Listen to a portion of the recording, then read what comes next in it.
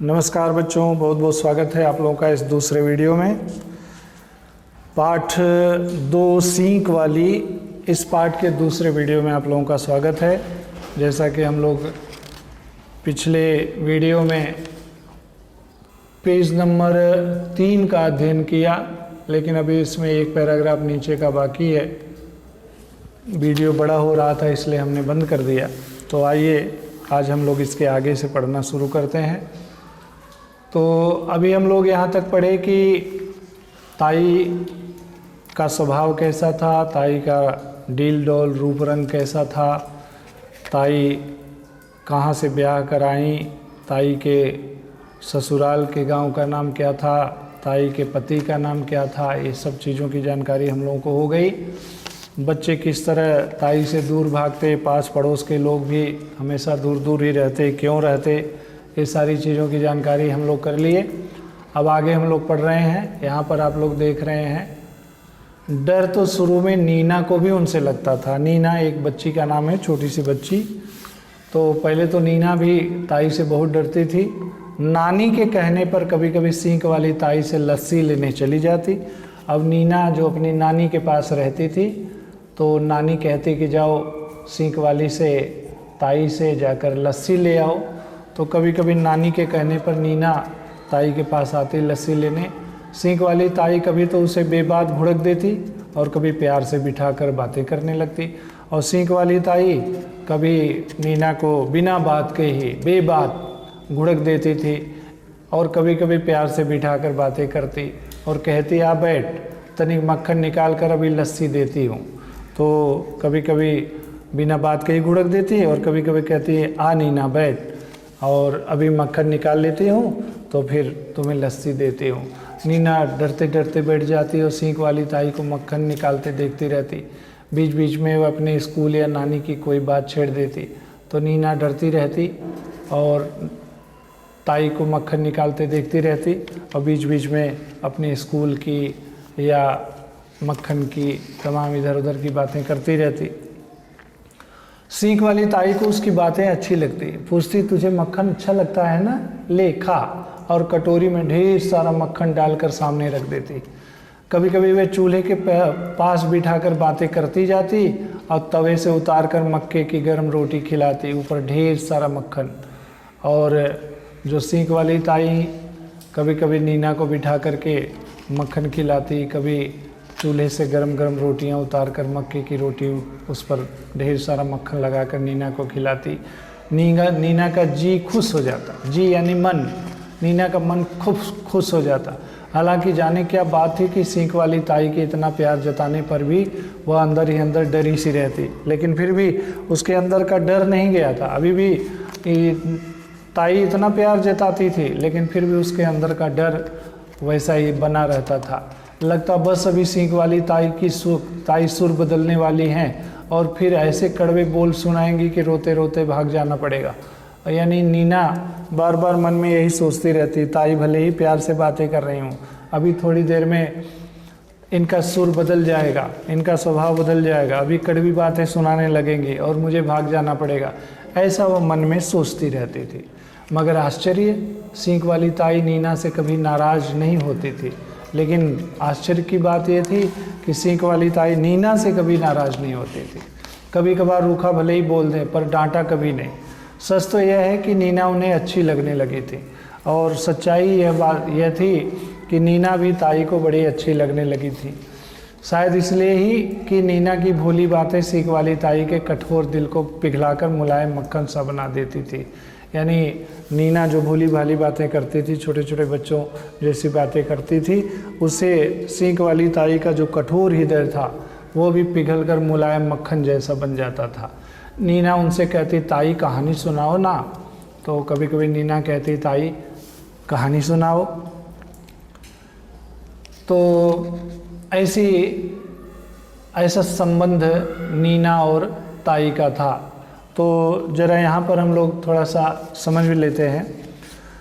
अगर इसमें कुछ कृति करने के लिए प्रश्न बनाकर अगर दिया जाए, जैसे कि सींक वाली ताई का नीना के प्रति व्यवहार, क्या व्यवहार था? तो कभी बेबात घुड़क देती और कभी प्यार से बिठाकर बातें करती। अगर 2 बॉक्स में लिखना हो तो एक में लिख सकते हैं कभी बेबात गुड़क देती और कभी प्यार से बिठाकर बातें करती। ताई से नीना के खुश होने का कारण, अगर इसको भी 2 डब्बे में लिखने के लिए आ जाए, 2 बॉक्स में लिखने के लिए आ जाए तो क्या लिखेंगे? तो नीना को ताई गरम गरम मक्के की रोटियां खिलाती इसलिए खुश रहती थी, और दूसरा ताई मक्के की रोटी पर ढेर सारा मक्खन डाल देती इसलिए नीना का जी खुश हो जाता था। तो खुश होने के ये 2 कारण थे। अब अगर प्रारंभ में नीना को ताई से डर लगता था, क्यों? तो प्रारंभ में नीना को ताई से इसलिए डर लगता था क्योंकि कभी कभी ताई उन्हें बिना बात भुड़क देती थी। वह तो अपनी नानी के कहने पर ताई के यहाँ से लस्सी के ले जाती थी। ताई के प्यार के बावजूद नीना के डर का कारण, ताई नीना को चूल्हे के पास बिठाकर गरम गरम मक्के की रोटी और मक्खन खिलाती थी। इतना सब होने के बावजूद वह अंदर अंदर डरी रहती थी कि पता नहीं कब ताई कड़वे बोल सुनाने लगेंगी। ताई के प्यार के बावजूद नीना के डर का कारण, तो ताई का वात्सल्य प्रकट करने वाले वाक्य, तो जैसे बच्चों से जो प्रेम करते हैं उसको कहते हैं वात्सल्य प्रेम। तो ताई की ऐसी बातें जो नीना से प्यार करते हुए कहती थी, तो उसमें दिया हुआ है, आ बैठ, तुझे मक्खन अच्छा लगता है ना, ले खा। और इसी तरह, अच्छा ऐसा लिखा है तेरी किताब में, बता बेटी और क्या क्या लिखा है तेरी किताब में। तो इस तरह से ये कृतियाँ आ सकती हैं आप लोगों को करने के लिए। जिसका पति मर गया हो उसको हम कहते हैं विधवा। ये शब्द समूह के लिए एक शब्द आता है लिखने के लिए। माँ की माँ को कहते हैं, क्या कहते हैं? एक शब्द में लिखना है तो आप लोग जानते हैं, माँ की माँ को नानी कहते हैं। और इसी तरह विराम चिन्ह लगाने के लिए आ सकता है। तो इसके आगे हम लोग बढ़ते हैं। थोड़े दिनों में सीख वाली ताई चाहे अनचाहे शुरू हो जाती थी और फिर उन्हें भी रस आने लगता। यानी जब ताई से नीना कहानी सुनाने के लिए कहती तो सीख वाली ताई का मन हो या न हो, उनका मन चाह रहा हो या न चाह रहा हो, फिर भी उन्हें भी रस आने लगता था वो कहानी सुनाने में, और वो शुरू हो जाती, कोई न कोई कहानी सुनाने लगते, सुनाती जाती और खुद हंसते हंसते दोहरी होती जाती। यानी खुद सुनाती थी और इतना हंसती कि हंसते हंसते पेट में बल पड़ जाते, झुक जाती, इतना हंसती थी। उनकी कहानियाँ भी थी ऐसी मज़ेदार। पिद्दी पिद्दे की कहानी उनकी सबसे प्रिय कहानी थी। जितनी बार सुनाती खूब हंसती, हंसते हुए उनका पूरा शरीर हिलता और खुशी की हिलोर से भर जाता था। कभी कभी नीना भी उन्हें अपनी किताब की लिखी बातें बताती। सुनकर सीख वाली ताई खूब हैरान होती, मासूम बच्चों जैसा चेहरा बनाकर पूछती, अच्छा ऐसा लिखा है तेरी किताब में, बता बेटी और क्या क्या लिखा है तेरी किताब में।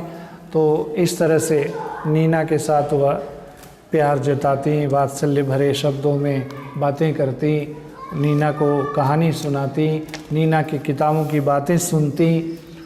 इसके बाद आगे हम लोग बढ़ते हैं। सींग वाली ताई को आँखों से थोड़ा कम सूझने लगा है।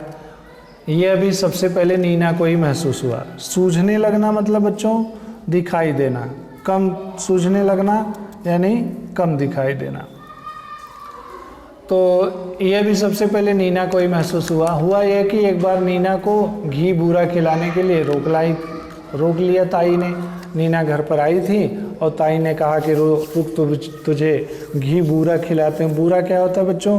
जो गुड़ होता है उसका चूरा बना करके घी में मिलाकर खाया जाता है, तो उसको बूरा कहते हैं। तो उन्होंने कहा घी बूरा तुझे खिलाऊंगी, यह कहकर रोक लिया। घी बूरा बना रही थी, तभी नीना को शक हुआ कि ताई घी में कहीं बूरे की जगह नमक तो नहीं डालने जा रही हैं।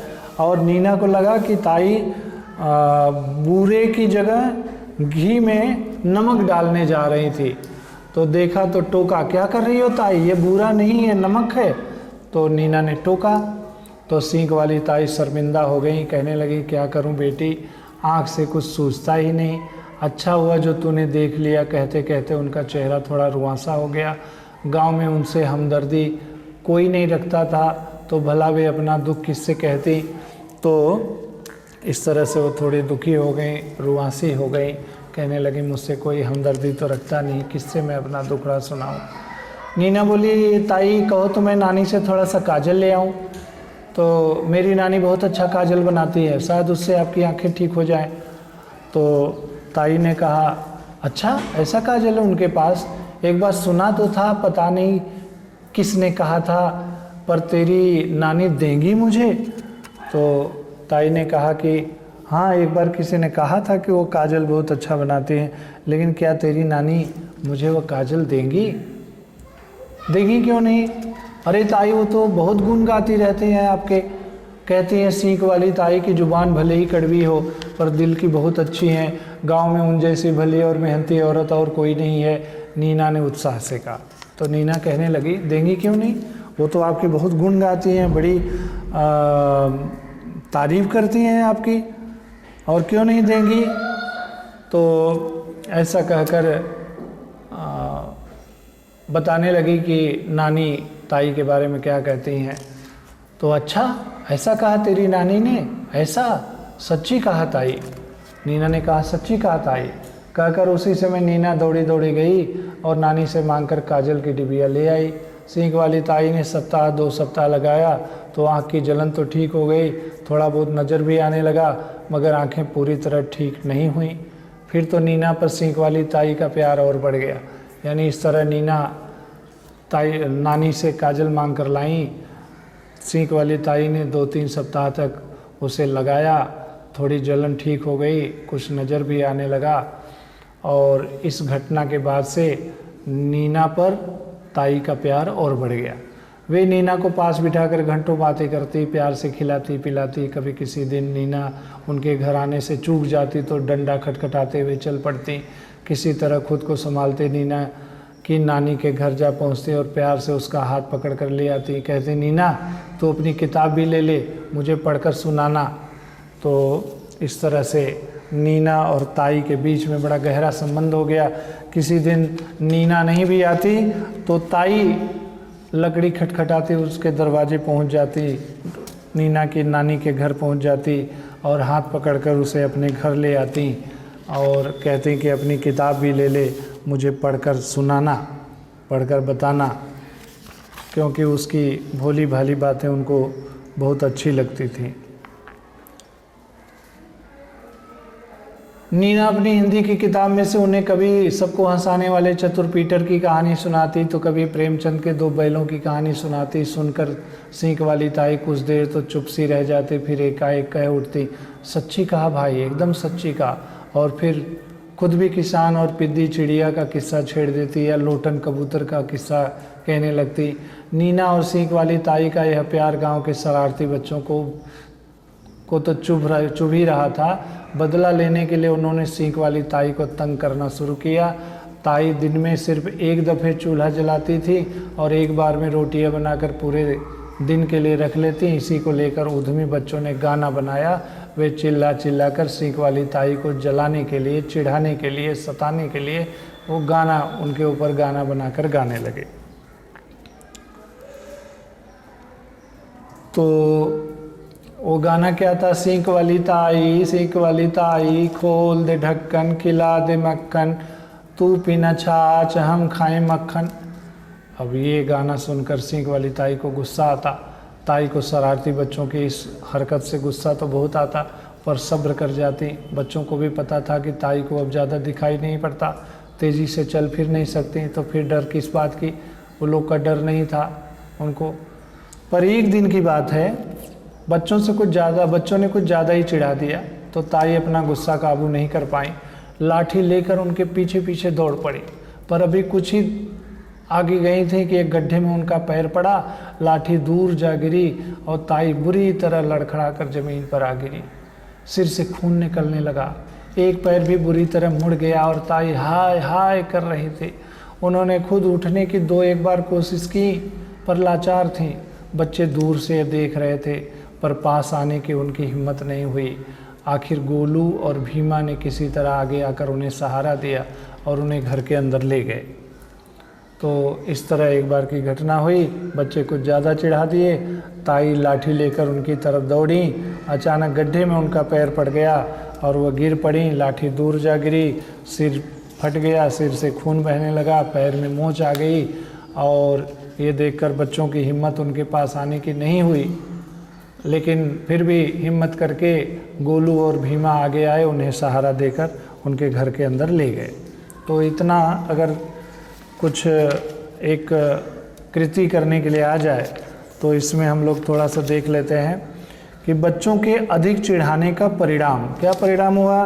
तो लाठी लेकर ताई का बच्चों के पीछे दौड़ना, यानी ताई लाठी लेकर बच्चों के पीछे दौड़ी, गड्ढे में पैर पड़ने के कारण ताई लड़खड़ा कर गिर पड़ी, इसके बाद सिर से खून बहने लगा और एक परिणाम हुआ पैर मुड़ जाना और ताई का हाय हाय करना।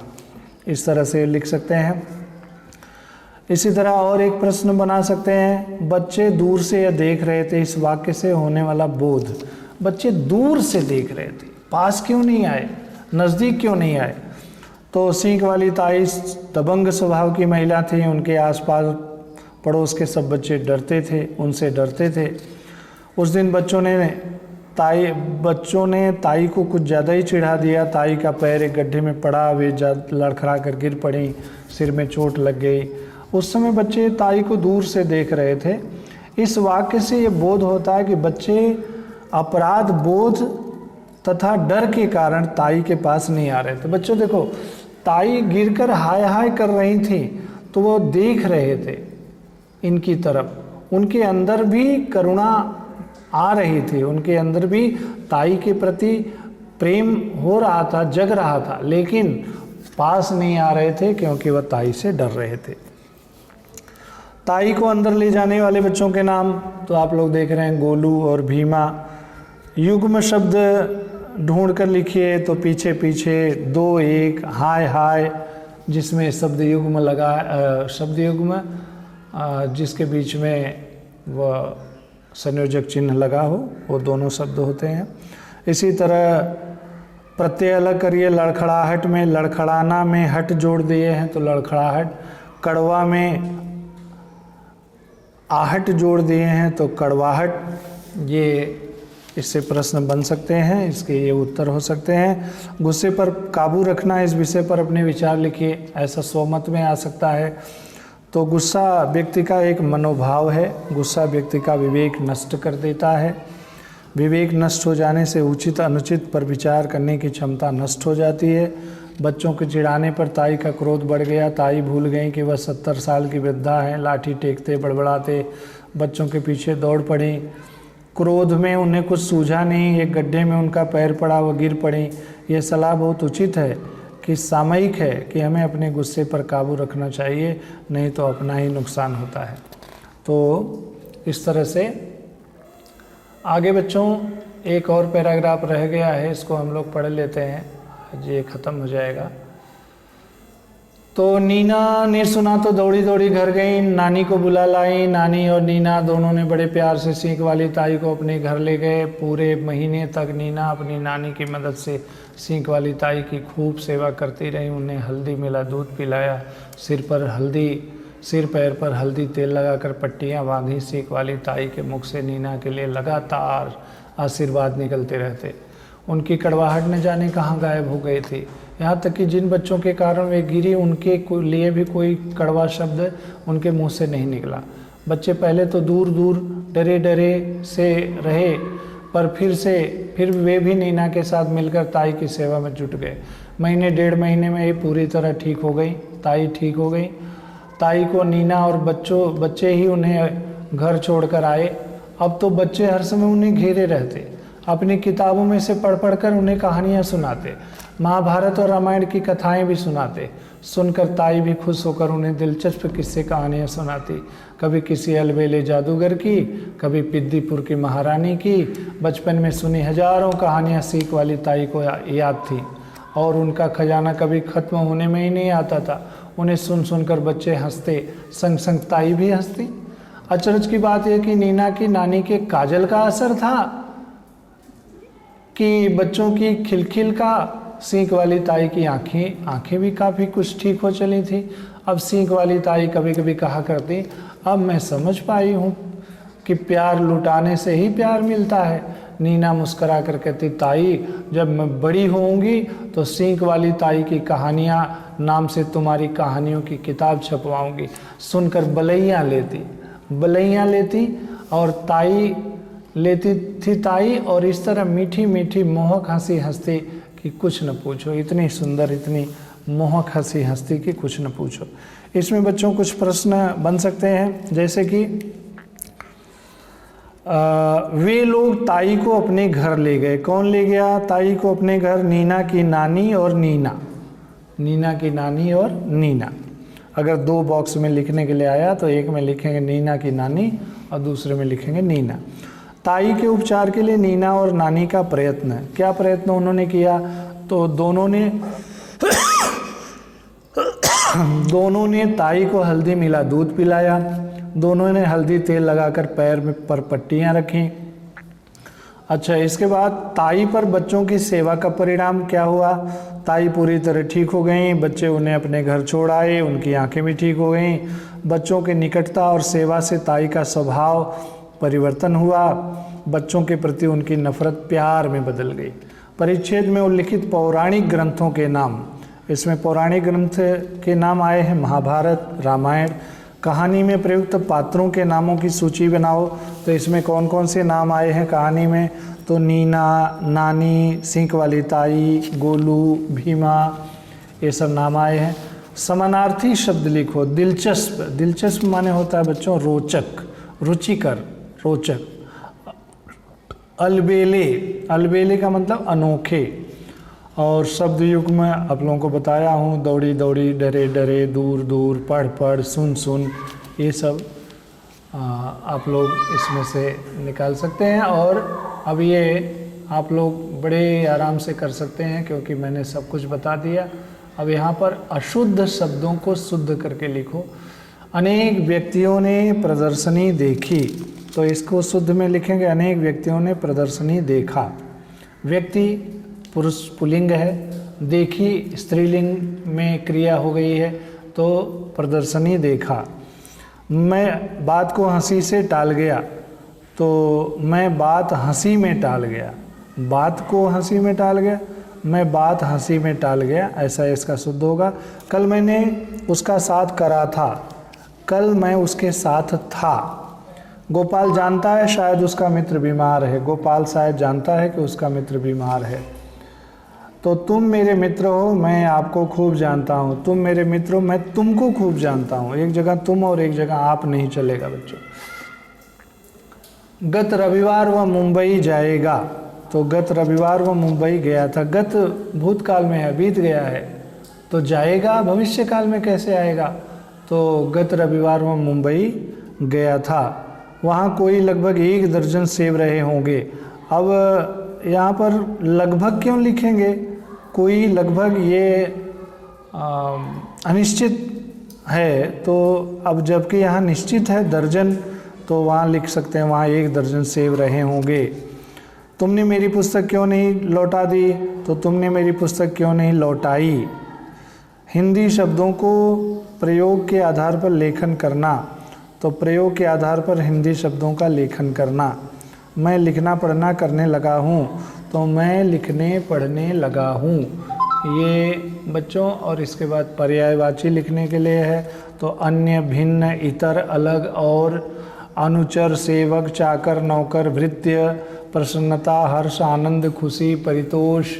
इसी तरह खेतिहर, किसान, कृषक, अन्नदाता, हलधर, मनुष्य, आदमी, इंसान, मानव, मनुज, समुद्र, रत्नाकर, सागर, जलधि, अम्बुधि, वन, अरण्य, कानन, विपिन, अटवी, सुगंध, महक, खुशबू, गमक, सुरभि, पत्ती, पर्ण, दल, पत्र, पल्लव, पवन, वायु, शमीर, बयार, हवा, ये सब इसके वो हो जाएंगे। तो ये पाठ यहाँ पर ख़त्म होता है। आप लोग इसको लिखने का पूरा काम कर लीजिएगा और तैयारी करते रहिए। पाठ को समय समय पर लिखते रहिए, अन्यथा सभी विषय इकट्ठे हो जाएंगे तो आप लोगों को लिखने में बड़ी मुश्किल होगी।